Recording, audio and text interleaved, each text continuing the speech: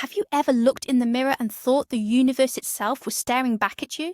Sounds like the start of a sci-fi epic, right? But what if I told you that for some of the greatest minds in human history, from Albert Einstein to Baruch Spinoza, this wasn't just a beautiful metaphor, but actual, tangible reality? Today, we're diving into pantheism.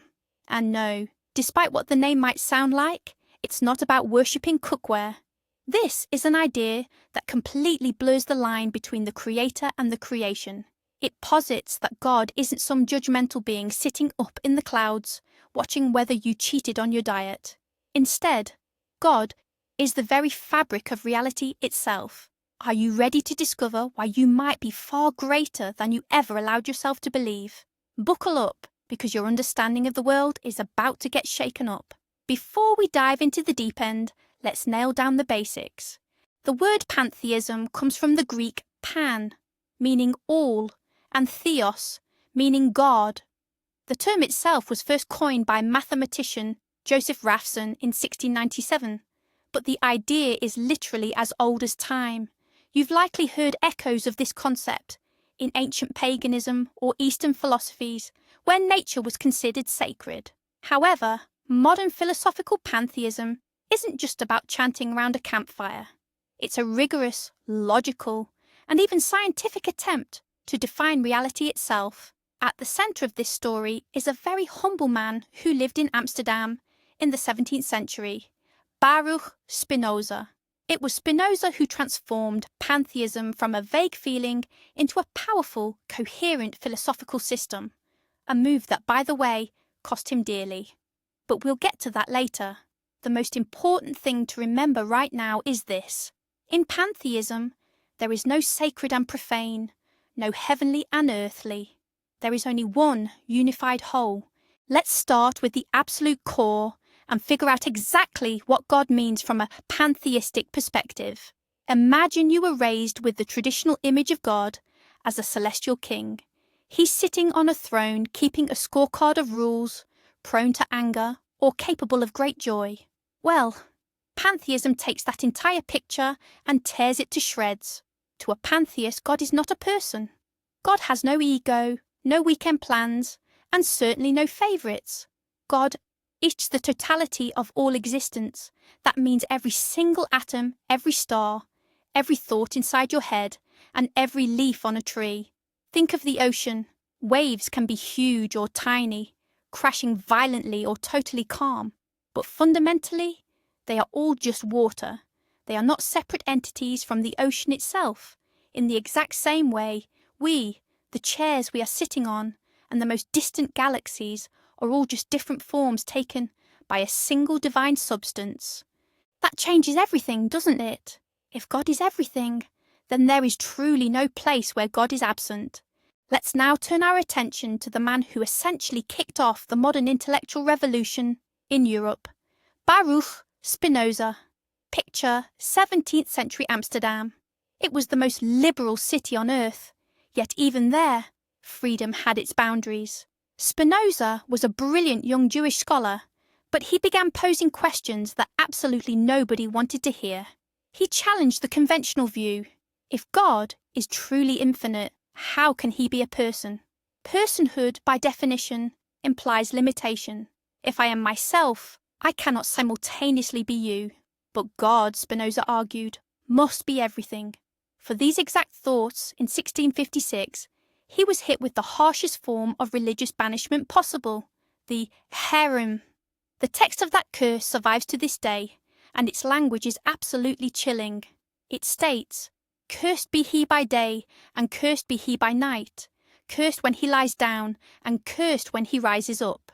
No one was allowed to speak to him. No one was allowed to read his works, and all of this terrifying damnation was simply for promoting the revolutionary idea that God and nature are one and the same. Spinoza's famous formula, written in Latin, is Deus sive natura, God, or nature. Take a moment to focus on that little word, or. It's not a choice between two separate entities. It functions as an equal sign. Spinoza fundamentally argued that only one substance exists, Try to truly wrap your mind around that. We usually view the world as being made up of a bunch of distinct things. A phone, a hand, the air around us. But Spinoza would counter, no, those aren't separate things at all. They are merely different modes of the same underlying substance, just as ice, water and steam are all the same H2O molecule. Everything in the universe is simply a different state of God. This philosophy is called monism, and trust me, it's powerful stuff for the way you think. If everything is truly one substance, it means you are literally made of the same stuff, the same material, as the Big Bang itself and the entire Milky Way galaxy. You didn't enter this world from some place outside of it.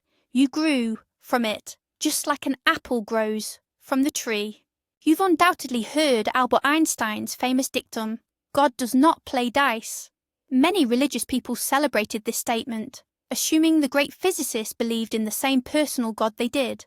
But when Einstein was asked directly whether he believed in God, he clarified, I believe in Spinoza's God, who reveals himself in the orderly harmony of existence, not in a God who concerns himself with the fate and actions of human beings.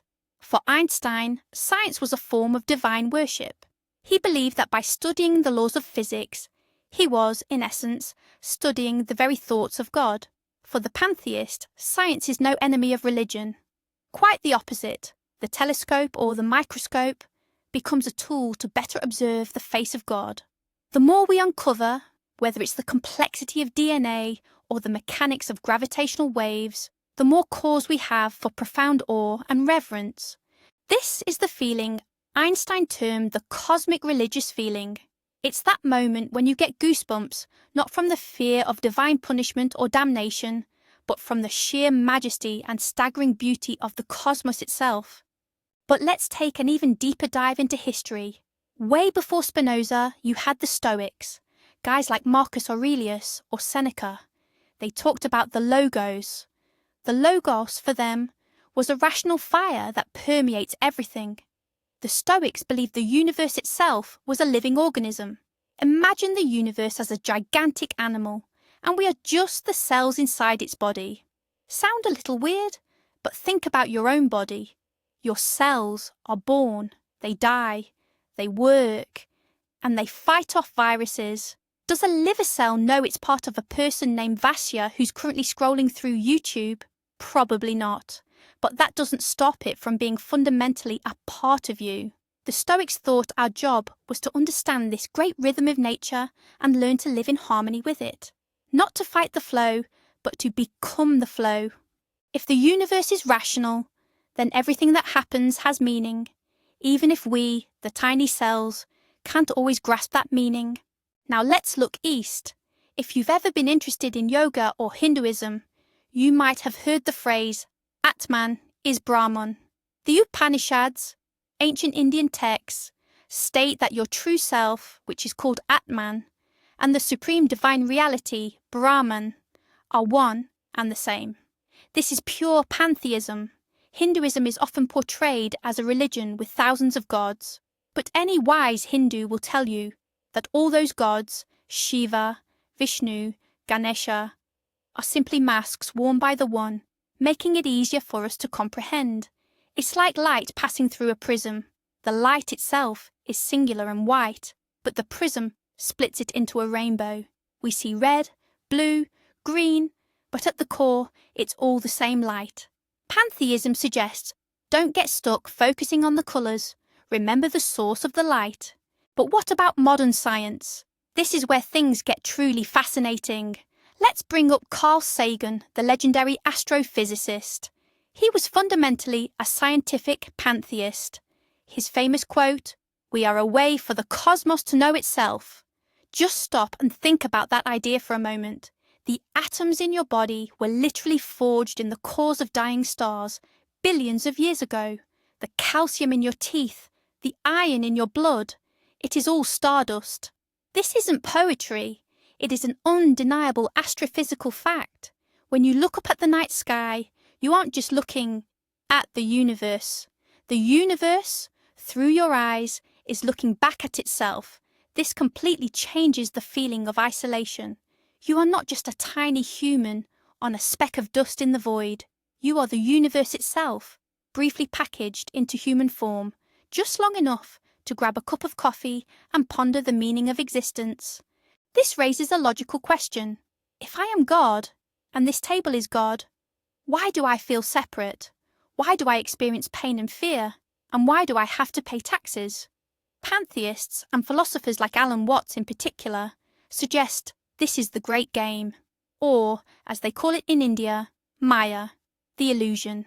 Imagine playing hide and seek with yourself. For the game to be truly exciting, you must temporarily forget that you are both the one hiding and the one seeking. The ego is precisely that feeling of separateness. We need it to survive. If the tiger in the jungle believed that he and the antelope were one, he would starve to death. The ego is a useful tool, like a spacesuit. The problem begins when we start thinking that we are the spacesuit. Pantheism simply offers us the chance to take off the helmet and breathe freely. Let's dive into quantum physics for a moment. I promise I won't overload you with equations, but there's a fascinating phenomenon known as quantum entanglement. If two particles interact, they remain connected forever, even if they separate and fly to opposite ends of the universe. Change the state of one, and the second particle instantly reacts. Einstein famously called this spooky action at a distance. This strongly implies that, on a fundamental level, spatial separation doesn't actually exist. The universe is a single fabric. If you pull a thread here, the vibration travels everywhere. For a materialist, this is a deep mystery. For a pantheist, however, it's confirmation that the universe is one living organism. We are all entangled with each other at the quantum level. So, the simple phrase, "we are all one," is actually being confirmed in the lab. But there is a crucial distinction. Do not confuse pantheism with panentheism. They sound very similar. Just a couple of letters make the difference, but the meanings are completely distinct. Panentheism, with the additional N, literally means all in God. Imagine a sponge thoroughly soaked with water. The water is in the sponge, and it surrounds the sponge. It permeates the whole thing. But the water is not the sponge. That is panentheism. God is greater than the world. Pantheism, on the other hand, says that God is the sponge, the water, and everything else. There is nothing that exists outside of God, and God does not exist in any surplus beyond the universe. So why does this matter? Because in panentheism, God can still possess a distinct separate will. In strict pantheism, God is the laws of nature. Gravity is the will of God. Evolution is the thought of God. There is no separate manager or administrator overseeing the process. And this is where we hit the most uncompromising part of Spinoza's doctrine, determinism. If God is nature, and nature operates purely through the laws of physics, where exactly does that leave room for your free will? Spinoza's answer would be simple. I'm sorry to tell you, but free will, as we commonly understand it, simply doesn't exist. You think you decided entirely on your own to click on this video? Spinoza would argue that this decision was the inevitable result of a million causes: your upbringing, your current mood, the YouTube algorithms, the weather outside, the sheer chemistry of your brain. You are merely a stone flying through the air, believing you are soaring because you willed yourself to fly. Does that sound depressing? Perhaps. But Spinoza believed that truly grasping this truth grants the greatest possible freedom. Stop wasting energy blaming yourself and others. Recognize that everything unfolds precisely as it is determined to unfold. This, he argued, is the ultimate acceptance of reality. Spinoza called this the intellectual love of God. This isn't emotional affection, like the love you feel for a puppy or a romantic partner. Instead, it's a profound satisfaction that comes from truly understanding how the world operates. When you grasp why someone behaves poorly, realizing they aren't some evil demon, but rather a product of their environment, genetics, and personal fears, you stop reacting with hate. You shift into understanding. To understand everything is to forgive everything. A pantheist views a hurricane not with anger over a destroyed home, but with pure reverence for the element's raw power. Now, this is difficult. It's extremely challenging for the average person. Yet, this perspective is exactly what grants us that renowned Stoic serenity. You stop fighting reality. Instead, you learn to surf on it. You embrace the inevitable and in doing so, discover its inherent beauty. But what about the problem of evil? That's the ultimate trump card against organized religion. If God exists, then why are there disease, war, and suffering? For a Christian, this poses a serious dilemma. If God is truly good, why does he allow it all? For the pantheist, the answer is simple, yet harsh. God is neither good nor evil. God is nothing. Nature isn't cruel, it is simply indifferent. The lion kills the zebra, not out of malice, but because it needs to eat. A virus infects a cell, not out of spite, but because it is merely following its programming. The human concepts of good and evil exist solely within our minds. To the universe, a supernova explosion that obliterates an entire planetary system is simply a physical process, a beautiful, powerful event. This does not mean we shouldn't fight against evil. We must. It is inherent to our nature. But we should not expect the universe to align itself with our human morality. Let's discuss nature, viewed as a temple. In traditional religions, a temple is a structure made of stone, but in pantheism, the temple is the forest, the mountains, the ocean. You don't go into a church to meet the divine, you simply step outside. This fundamentally shifts our ecological ethics. If the earth is the body of God, then polluting it, logging the forests and poisoning the rivers isn't just a bad action, it's sacrilege. It's akin to fouling your own nest. Pantheism is quickly becoming the philosophical foundation for many nature conservation movements today. Deep ecology argues that nature holds intrinsic value, not just because it is useful to humanity. We must protect the planet not merely because we need to live here, but because the planet itself is sacred. Every tree is a shrine. Think about pop culture for a second. Pantheism is absolutely everywhere, but we don't always stop to put a name to it. The clearest example is, of course, Star Wars. What is the Force? It surrounds us, it penetrates us, and it binds the galaxy together. That's pure pantheism, frankly, with definite elements of Taoism mixed in. Jedi don't pray to a deity, they interact with an energy field. Or take James Cameron's Avatar. The planet Pandora is essentially a single, unified neural network where every living creature is connected to Awa. Awa isn't a goddess up in the sky, she is the collective consciousness of the entire biosphere. Why do these films resonate with us so deeply? Because deep down, somewhere in our psyche, we genuinely yearn for that sense of unity. We're tired of being lonely, isolated atoms in a cold, indifferent universe. We want to be part of the great force. The movement does draw sharp criticism, some of it quite biting. The famous biologist Richard Dawkins, for example, once dismissed pantheism as dressed-up atheism. Skeptics often push back. Why call the universe God? Why not just stick to calling it the universe and leave it at that? What is the point of dragging in all this unnecessary religious baggage? Pantheists offer a simple rebuttal.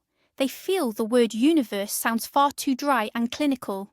It fails to convey the depth of awe and sacredness they experience when confronting life and existence. God, they argue, is the single most powerful term in our language for designating something ultimate, something that commands genuine reverence. Pantheists use the term specifically to articulate their emotional relationship with reality. To them, it's not just a cold, indifferent cosmos. It is a living, breathing, mysterious reality. What about death? That's probably the most terrifying question of all. Traditional religions promise either heaven, hell, or reincarnation. Pantheism, however, offers a different kind of solace. Death isn't an ending, it's a transformation. Do you recall the law of conservation of energy? Energy is neither created nor destroyed. It merely changes form. When you die, the atoms that compose your body rejoin the cycle of nature. Your consciousness, which was always a part of the greater cosmic mind, returns to the source. Imagine you are a single drop, momentarily separated from the ocean. You fly through the air, sparkling in the sun, perceiving yourself as distinct. But then you fall back in. You cease being a drop, but you do not cease being water. You become the ocean itself. Then there's the fascinating concept of biocentrism, championed by scientist Robert Lanza. It's closely related to pantheism. Lanza asserts that the universe does not create life. Rather, life creates the universe.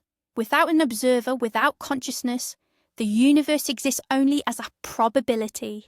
This brings us back to the idea that consciousness is a fundamental property of reality, not just a random byproduct of evolution. If that's true, then the universe is literally waking up through us. We are the eyes through which the cosmos looks upon its own hands. This gives human life immense meaning. We are not an accident. We are the sensory organs of God. What does it mean to live as a pantheist?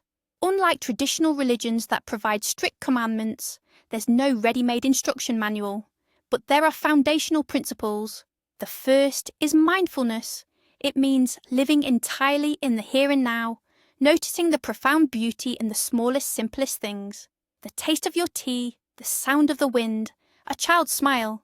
These are all tangible manifestations of the divine. The second principle is reverence for all life. The third is curiosity, treating the study of the world as a profound spiritual practice.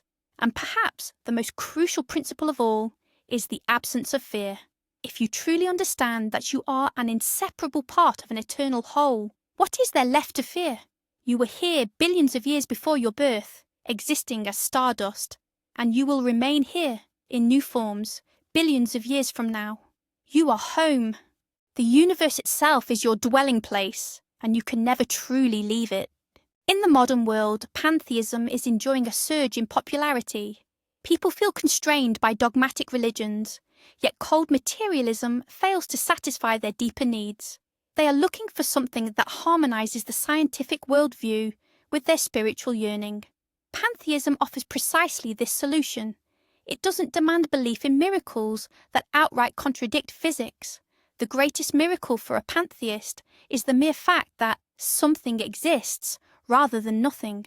The realization that out of the chaos of the Big Bang, we arrived at Beethoven's symphonies and the internet. This is a path for those who seek faith without checking their reason at the door.